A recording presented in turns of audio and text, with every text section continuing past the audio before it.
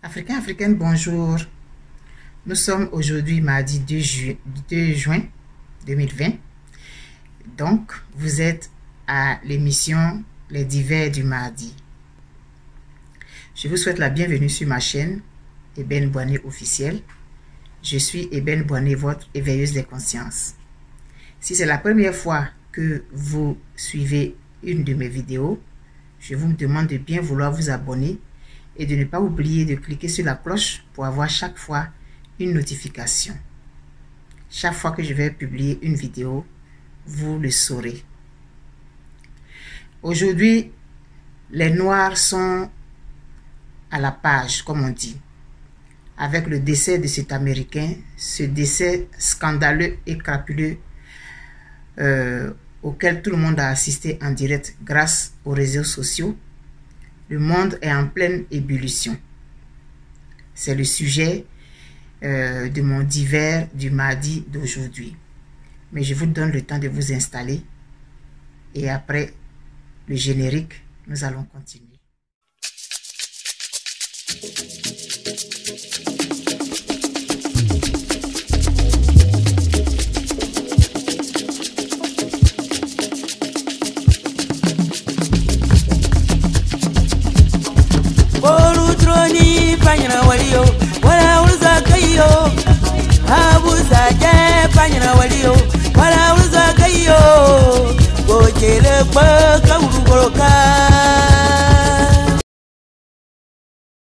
Il m'est déjà arrivé il y a peut-être 2 ans d'avoir fait une vidéo où j'avais critiqué le fait que nous les Noirs, nous ne sommes pas solidaires. Et plus le temps passe, plus les événements donnent raison à ceux qui pensent ceci. Les gens développent des théories qui sont vraies, des choses qu'on voit au quotidien, dont on parle, qui sont vraies aussi. Les autres communautés sont très solidaires entre elles. On sait qu'un Chinois ou un Asiatique, s'il doit aller faire une épicerie, même s'il faut qu'il marche 1 kilomètre pour aller chez un autre Asiatique, pour aller lui donner $2, il le fera. Même s'il y a 10 épiceries d'Africains, les unes à la suite des autres, sur sa rue, il va les dépasser toutes pour aller payer chez son frère asiatique. Les Juifs, là, on n'en parle pas. Partout, les autres, ils sont solidaires. Mais nous, on peut laisser une épicerie africaine pour aller dans une épicerie pakistanaise pour acheter les mêmes choses qui se trouvent chez le frère africain. Ça fait que nous ne sommes pas solides. Ça fait que nous ne sommes craints par personne. Ne craint les Noirs. N'importe qui peut faire ce qu'il veut aux Noirs. Est-ce que vous avez déjà vu les gens aller s'en prendre à un Juif? Jamais. On ne peut pas s'en prendre aux Juifs parce que les Juifs, ils sont solides. Ici, au Québec, il y a hôpital juif, quartier chinois, quartier latin, quartier italien. Il y a la fête, la Saint-Patrick, qui n'est pas une fête du Québec, mais pourtant, on fête la Saint-Patrick. Parce que les gens, ils ont réussi à se faire une communauté solide. Ils ont réussi à implanter partout où ils passent une communauté solide. Je n'ai pas encore entendu quelque part qu'il y a un quartier africain ou une banque africaine ou un hôpital africain. Il y a hôpital juif. Et les communautés, elles sont fermées entre elles. Leur argent reste dans leur communauté. Ça là, on en parle tout le temps. Nos frères ont des épiceries. On dit que c'est cher, c'est vrai. Mais de temps en temps, on peut y aller. Quand le frère qui a l'épicerie va avoir un marché solide, il pourra embaucher nos enfants. Mais on n'y pense pas. Il y a des avocats africains qui sont dans les villes. Il y a déjà des architectes africains qui sont dans les villes. Il y a des opticiens africains qui sont dans les villes. Ou bien je vais dire noirs à la limite. Est-ce qu'on y va? Parce que les Noirs, nous sommes dispersés. Il y a les Haïtiens, il y a les Guadeloupéens, il y a les Africains. Et parmi les Africains, il y a les Togolais, il y a les Béninois, il y a les Sénégalais, etc., etc. On ne se reconnaît pas en tant que noir. On ne se reconnaît pas comme étant une communauté unique et distincte. Chacun est de son côté. Quand l'autre noir est en train de pleurer, on ne se sent pas concerné parce qu'il n'est pas de notre pays, parce qu'il n'est pas de notre continent. Les Haïtiens, les gens, tous ceux qui ont été déportés, dont les ancêtres ont été déportés dans les îles, il y en a qui ne se considèrent pas comme étant africains. Mais c'est normal, ils sont nés dans un environnement, ils ont grandi dans cet environnement. C'est cet environnement qui est leur environnement. Les Noirs qui sont aux États-Unis, ils se considèrent mieux que les Africains. C'est-à-dire qu'un Noir qui est né en Amérique, qui a ses ancêtres qui ont été déportés, il se considère supérieur à celui qui est africain. Mais pourtant, on vient de la même famille. Nous n'avons pas une communauté noire commune. Il va falloir qu'on y pense sérieusement. Quand tu rencontres quelqu'un, qu'il soit haïtien, qu'il soit guadeloupéen, qu'il soit réunionnais, si tu vois que la couleur de sa peau est la même que la tienne, il doit être ton frère. Et il faut qu'on revoie l'histoire qu'on nous a enseignée. Ceux-là dont les ancêtres ont été déportés dans les îles, ils en veulent aux descendants d'Africains parce qu'on leur a dit que c'est eux qui ont vendu leurs ancêtres. Mais la vérité, elle peut être tout autre. La vérité, elle peut être tout autre. Et nous avons trimballé ces choses-là jusqu'à aujourd'hui. Nous continuons de nous diviser et ça fait que nous ne faisons peur à personne. Même aujourd'hui, dans ce désordre, ou bien je vais dire, qui est en train de se passer sous nos yeux aux États-Unis, il y a des Noirs qui ne se sentent pas concernés par ça. Il y a des Noirs qui sont en train de combattre ce monsieur. Mais c'est à quel moment qu'on va s'en sortir? On ne s'en sortira jamais. Et les autres vont toujours nous piétiner. Aujourd'hui, c'est George. Demain, ça va être John. Un autre jour, ça va être Sissoko. Après, ça va être Moussa. Ça va être Kofi. Ça va être Nzambé. Mais je ne sais pas, peu importe. Mais la couleur de les autres, eux, ils nous voient comme un peuple distinct.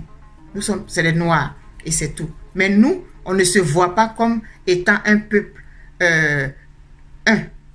On voit des différences entre nous. On se combat entre nous. Mais on va rester toujours à pleurer nos morts. Nous allons toujours rester là à pleurer nos morts. Il va falloir que nous revoyions notre façon de penser. Il va falloir que nous essayions de reformater notre ordinateur qui est celui du cerveau. Il va falloir que nous commencions à changer nos habitudes. Il va falloir que nous nous soutenions mutuellement. Un noir est un noir. Peu importe où il est né. Peu importe d'où il vient. Peu importe où il vit. Un noir, c'est un noir. Parce que les autres, pour eux, nous sommes des noirs. Et nous sommes tous logés à la même enseigne. Pour eux, le noir, c'est le dernier de l'humanité. Le noir est idiot. Il est stupide. Le noir, c'est un braqueur. C'est un trafiquant de drogue. C'est un voleur. Le noir, il vient toujours en retard. Le noir est paresseux. Le noir, il aime danser. Le noir, il aime le poulet. Ça, c'est des stéréotypes qui véhiculent. Mais nous, entre nous, on trouve que le Togolais, il est ceci. Le Béninois est ceci. Le Guadeloupéen, il est comme ça. L'Américain noir, il est là-bas. Nous-mêmes, on crée... Nous-mêmes, on donne les germes de notre propre destruction. La destruction du noir, elle vient du sein du noir. Le jour que nous allons prendre conscience de cette réalité, beaucoup de choses changeront. Quand nous allons vouloir chacun vivre de son côté, se méfier du noir, et puis avoir plus confiance aux autres, c'est la vérité de toutes les façons. Parce que dans nos communautés, on sait comment on vit. On se fait du mal entre nous. Nous voulons faire des affaires, mais nous ne cherchons pas à nous professionnaliser dedans. Nous faisons des commerces, mais nous ne cherchons pas à savoir comment administrer, comment gérer. Quand l'un d'entre nous a un problème, c'est nous-mêmes qui véhiculons les moqueries. Mais ça fait que les autres se méfient et puis maintenant, la méfiance s'installe entre nous. On préfère faire confiance aux gens, à nos hôtes. Les gens avec qui on vit, on préfère leur faire confiance plutôt que de faire confiance à nos frères. Mais parce que entre nous, il n'y a pas cette unité-là. Ça va prendre le temps que ça va prendre. Mais il va falloir qu'à un moment donné, nous prenions conscience de ça. Voyez, les femmes noires, elles ne sont pas ceci. Les femmes noires, elles ne sont pas cela. Tu vas te mettre avec une femme noire, elle va te créer des problèmes. Tu vas la faire venir de votre pays. Une fois qu'elle va arriver où tu vis, elle va commencer à connaître les habitudes de l'endroit, c'est elle qui va te créer des problèmes. Ou bien tu vas faire venir un noir, tu vas l'installer. Après, quand il va commencer à connaître les choses d'ici, c'est lui qui va être ton propre bourreau. C'est des réalités que nous voyons au quotidien. On ne peut pas le cacher, on ne peut pas le nier. Tant que nous allons continuer à nous auto-flageller, tant que nous allons continuer à nous-mêmes nous faire du mal entre nous, nous allons toujours pleurer. Aujourd'hui, aller manifester, aller casser, aller voler les choses des gens, est-ce que ça va résoudre les problèmes? À un moment donné, ça va s'arrêter. À un moment donné, ça va se calmer. Qu'est-ce que nous aurons tiré comme leçon de ça? Nous ne tirerons aucune leçon. Même si on condamne ce monsieur, même si on le met sur la chaise électrique, que nous, notre façon de penser, que nous, notre façon de nous percevoir nous-mêmes n'a pas changé, ça ne donnera rien. La balle est dans notre camp. On le dit tout le temps, la balle est dans notre camp. Commençons d'abord par créer une société noire solide. Une société noire solide. De temps en temps, il va y avoir des événements comme ça. On va crier et puis après, la vie va reprendre son cours. On va rester dans nos habitudes. Tu as un salon de coiffure, tu n'es pas professionnel. Même si tu vis dans un pays où autour de toi tout est professionnel, tu ne te professionnalises pas. Tu fais un restaurant, tu essayes de faire les plats des autres pays, mais tu ne t'approches pas des natifs de ce pays-là pour savoir comment est-ce que ce plat-là se présente. Tu fais n'importe quoi. Les autres, pour t'encourager, vont continuer à acheter. Mais à un moment donné, quand quelqu'un d'autre va faire les mêmes affaires qu'il fait, ils vont aller là-bas. Donc, on ne peut pas de toutes les façons lancer la pierre à ceux qui vont chez les Chinois ou bien chez les Pakistanais pour faire leur épicerie. Si dans l'épicerie de leurs frères, ils ne sont pas capables de trouver le professionnalisme, ou bien tu rentres dans des épiceries, c'est désordonné, ça pue, tu n'as plus envie d'aller là-bas. Quand on vit dans un environnement, on regarde comment les autres se comportent, on prend ce qui est bon chez eux, et puis ce qui n'est pas bon chez eux, on ne prend pas. On mélange ce qu'on prend de bon chez eux et ce qui est bon chez nous, et puis on crée un produit propre avec ça. Si nous voulons nous lancer en affaires, soyons professionnels. Mais le professionnalisme, il viendra lorsque nous serons vraiment solidaires. Quand tu vas aller dans l'épicerie de ton frère et que tu vas lui faire une proposition qu'il va accepter avec bon cœur, il va s'améliorer. Mais quand il n'acceptera pas, mais ça ne changera pas. Je suis allé avec mon fils dans une épicerie. Par rapport au Covid-19, ils ont écrit quelque part là, mettez-vous derrière la ligne, puisqu'il faut respecter la distanciation sociale. Donc mon fils a proposé à la dame, et si vous mettiez veuillez devant le mot, ça fait plus respectueux. Je ne sais pas si elle n'a pas compris. Elle a présenté une autre affiche qui était plus grande. Et puis c'est resté comme ça. On est reparti là-bas après. C'était là, elle n'a pas mis le veiller. Donc quand on va rester dans ce genre de façon de fonctionner là, mais on ne va pas évoluer. Parce que quand quelqu'un te fait une suggestion, tu penses que c'est une critique pour te détruire. Écoute la critique. Et puis c'est pas qu'il a crié, on était juste trois là. Il a chuchoté à la limite. Mais ça n'a pas changé. Mais demain, quand il va venir, il va voir. Mais il va se taire. Donc, autant nous faisons du mal entre nous, autant nous-mêmes aussi, souvent, nous prêtons le flanc de notre propre destruction. On s'auto-flagelle, on s'auto-détruit, on se fait du mal nous-mêmes. Et puis, on crie que les Blancs ne nous aiment pas. Les Blancs nous tuent. Pendant qu'on n'est pas solidaires. Pendant qu'on se fait la guerre entre nous. Mais en ce moment-là, ça ne va pas changer. Les gens vont toujours nous tuer. Voilà ce que j'avais à dire aujourd'hui dans les divers du mardi. Il va falloir que nous reformations nos esprits, que nous reformations un certain nombre de choses et que nous resserrions vraiment les liens. Que nous ne considérons pas que l'autre est américain, l'autre est africain, l'autre vient de Trinidad, l'autre vient de la Guyane française, et puis moi je suis africain, moi je viens de la terre, le berceau de l'humanité, donc moi je suis plus africain que toi, et puis l'autre il considère qu'il est noir, mais il n'est pas africain, parce que moi il y a un haïtien qui m'a dit qu'il n'est pas africain. Il dit je suis pas africain, je suis haïtien. Ça c'est quand je venais d'arriver ici au Québec. Parce que quand je l'ai vu, moi je venais d'arriver, je ne savais pas qu'il y avait des affaires haïtiennes et tout. Donc moi je lui ai demandé tout de suite de quel pays il venait en faisant allusion à la Côte d'Ivoire. Il m'a dit je ne suis pas africain. Et il a dit avec un certain dédain. Donc pour lui il est noir aussi, Mais il ne faut pas le confondre aux autres Africains. Parce que les autres Africains, là, ils sont justement de basse classe ou bien quoi. L'Américain noir, il considère que l'Africain, c'est pas une personne de haut standing. Pendant que l'Africain, lui, il traite l'Américain d'esclave. J'ai été témoin d'une situation comme ça. J'étais allé à New York il y a 2 ans. Et la dame avec qui j'étais, elle a eu une petite dispute là, quelque chose qui ne s'est pas bien passé avec le taxi dans lequel on était. Et elle a dit au monsieur, slave, c'est un noir. Donc, elle est africaine, mais elle a traité l'autre d'esclave. Et c'est comme ça que nous faisons entre nous. Toi, tu es un descendant d'esclave. Toi, tu es un sous-homme parce que tu viens d'Afrique.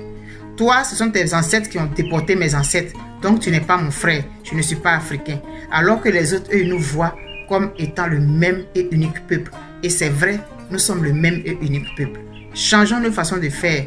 Constituons une société forte. C'est en ce moment-là que les gens auront peur de nous. Quand un blanc a un problème avec un noir, que les avocats noirs lui fassent payer ça très cher. C'est peut-être dans 500 ans qu'on va y arriver. Mais l'espoir est permis. Les changements, ils se font très lentement. Ils ne se font pas du jour au lendemain. Mais l'espoir est permis. Alors, c'est cet espoir-là que je vais vous communiquer ce matin. Je vous souhaite une très bonne semaine. On se prend le mardi prochain à votre émission Les Divers du mardi. D'ici là, je vais chercher un autre sujet que je vais vous soumettre. N'oubliez pas de vous abonner à la chaîne de votre éveilleuse des consciences, Eben Boané, sur sa chaîne YouTube, Eben Boané officiel. On se dit bye bye. À la prochaine. Je vous aime, ne l'oubliez pas.